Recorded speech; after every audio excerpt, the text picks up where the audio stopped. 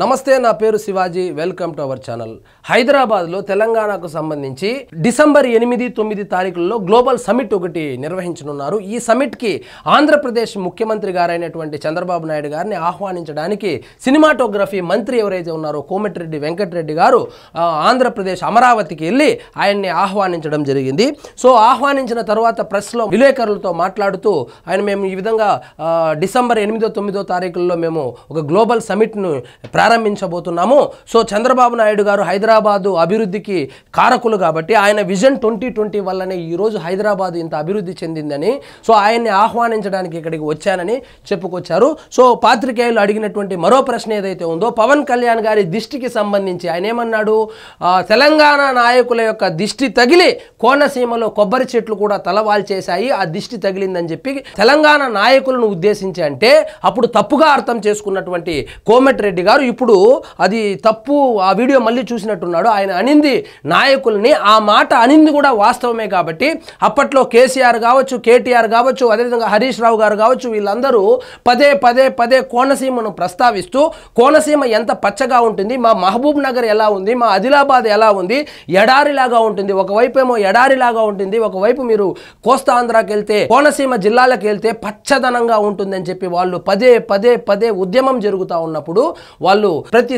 సమావేశంలోనూ సభలోనూ ప్రస్తావించడాన్నే, ఆ ప్రస్తావించినటువంటి విషయాన్నే పవన్ కళ్యాణ్ గారు కూడా దిష్టి అని చెప్పి ప్రస్తావించడం జరిగింది. దాని తర్వాత ఒక్కసారిగా బగ్గుమన్న, ఒక్కసారిగా కాదు 10 రోజుల తర్వాత ఉలిక్కిపడి లేచినటువంటి మన కాంగ్రెస్ నాయకులు ఎవరైతే ఉన్నారో వాళ్ళు ఒక్కొక్కరుగా ప్రెస్ మీట్లు పెట్టి పవన్ కళ్యాణ్ గారు క్షమాపణ చెప్పాలి, తెలంగాణను అవమానించేలాగా ఆయన మాట్లాడారని చెప్పి కాంగ్రెస్ నాయకులు తీవ్ర పదజాలంతో హెచ్చరించారు. ముఖ్యంగా కోమటిరెడ్డి వెంకటరెడ్డి గారు అయితే సినిమాటోగ్రఫీ మంత్రిగా చెబుతున్నాను, నైజాంలో పవన్ కళ్యాణ్ గారి సినిమాని ఒక్కరోజు కూడా ఆడనించలేదని చెప్పి వార్నింగ్ కూడా ఇవ్వడం జరిగింది. క్షమాపణలు కూడా ఆయన డిమాండ్ చేశారు.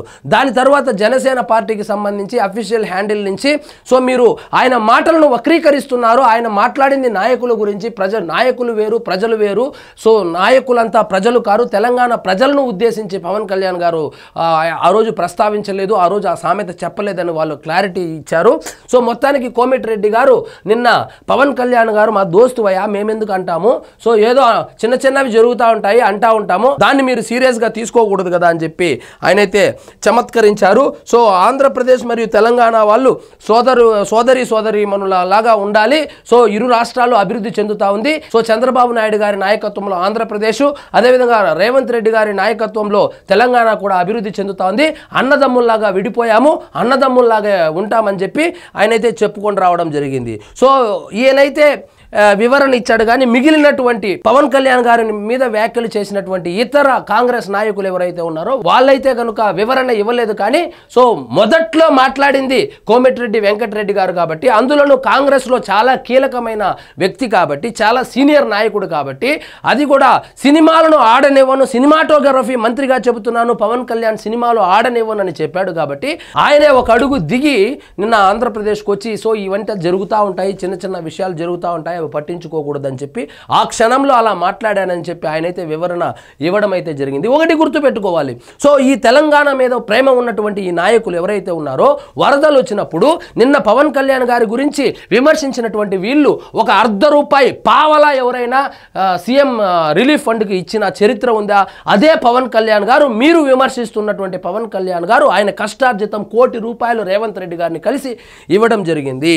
సో పవన్ కళ్యాణ్ గారు ఎప్పుడు ఆయన గద్దర్ విషయం వచ్చినప్పటికీ కానీ, అదేవిధంగా తెలంగాణ సాహిత్యం గురించి కానీ చాలా గొప్పగా చెబుతాడు. తెలంగాణ ఈ ఉద్యమం జరిగినటువంటి తీరు ఏదైతే ఉందో దాన్ని పదే పదే పదే ఆయన ఆంధ్రప్రదేశ్లో కూడా తెలంగాణ ఉద్యమకారుల్ని కావచ్చు, ఆ ఉద్యమం నడిపించినటువంటి తీరును కావచ్చు పొగడ్తలతో ముంచెత్తుతానే ఉంటారు. ముఖ్యంగా పవన్ కళ్యాణ్ గారికి తెలంగాణ ప్రజలకు మధ్య చిచ్చు పెట్టి ఆయన్ని హైదరాబాద్ నుంచి ఆంధ్రప్రదేశ్కి తరిమేయాలని ఏదైతే వ్యూహంతో వ్యవహరించారో ఈ వైఎస్ఆర్సీపీ క్యాడర్ కావచ్చు, నాయకులు కావచ్చు, వాళ్ళ ఆశల మీద నీళ్లు చల్లినట్లు కోమటిరెడ్డి వెంకటరెడ్డి గారు అయితే నిన్న మాట్లాడడం జరిగింది. మొత్తానికి ఈ సమస్య ఏదైతే ఉందో అది సద్దుమణిగినట్లయితే అనిపిస్తుంది.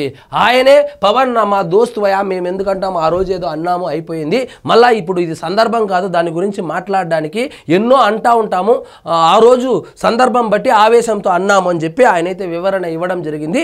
మరి మిగిలిన నాయకులు ఎవరైతే ఉన్నారో ఒక ఆయన అంటాడు జడ్చర్ల ఎమ్మెల్యే అంట, ఆయన ఇంతకు ముందు వైఎస్ వైఎస్ఆర్సీపీ పార్టీలో పనిచేశాడనేటువంటి వార్తలు కూడా వస్తుంది. సో జగన్మోహన్ రెడ్డి గారిని ఓడించడానికి ప్రధాన భూమిక పోషించాడు పవన్ కళ్యాణ్ అని అంటుంటారు కాబట్టి, సో జగన్మోహన్ రెడ్డి గారికి ఉద్యోగం పోయింది కాబట్టి ఆ పాత పరిచయాలతో, ఆ పాత ప్రేమతో ఈ అనిరుద్ధ్ రెడ్డి అనేటువంటి వ్యక్తి జడ్చర్ల ఎమ్మెల్యే ఎవరైతే ఉన్నారో ఆయన పవన్ కళ్యాణ్ గారి సినిమాని నేను నైజాం పరిస్థితి ఎలాగైనా ఉన్ని నేను జడ్చర్లలో నేను ఆడనివ్వను అని చెప్పి ఆయన శపథం చేశాడు.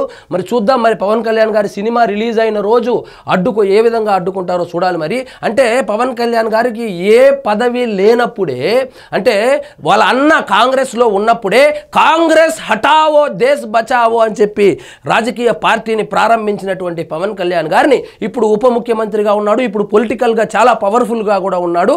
అప్పుడే ఏమీ చేయలేకపోయినారు. పంచలూడదీసి కొడతా కాంగ్రెస్ నాయకులు కానీ చెప్పినప్పుడే ఏమీ చేయలేకపోయినారు.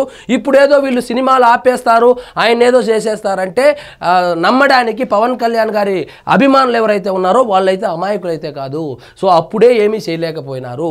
సో మొత్తానికి సో ఇప్పుడు మాట్లాడినటువంటి వీళ్ళు ఎవరైతే ఉన్నారో వీళ్ళెవ్వరూ తెలంగాణలో ఏదైనా వరదలు వచ్చినా, ఏదైనా ఆటంకాలు వచ్చినా, ఎటువంటి ఏదైనా ఇబ్బందులు వచ్చినా ₹1 బిళ్ళ కూడా చూపించినటువంటి వీళ్ళు కోట్ల రూపాయలు, ఆయన కష్టార్జితాన్ని కోట్ల రూపాయలు తెలంగాణ ప్రాంతానికి కూడా డొనేట్ చేసినటువంటి పవన్ కళ్యాణ్ గారిని విమర్శిస్తూ ఉంటే నిజంగా హాస్యాస్పదంగా ఉంది. సో మొత్తానికి కోమటిరెడ్డి వెంకటరెడ్డి గారి మాటలతో గొడవ సృష్టించాలనేటువంటి ప్రయత్నం ఏదైతే ఉందో దానికి ఫుల్ స్టాప్ పడినట్లే తెలుస్తుంది. సో ఇదండి ఈరోజు మన టాపిక్. మీకు ఈ వీడియో నచ్చినట్లయితే లైక్ చేయండి, షేర్ చేయండి, ఛానల్ మాత్రం సబ్స్క్రైబ్ చేసుకోవడం మర్చిపోవద్దు.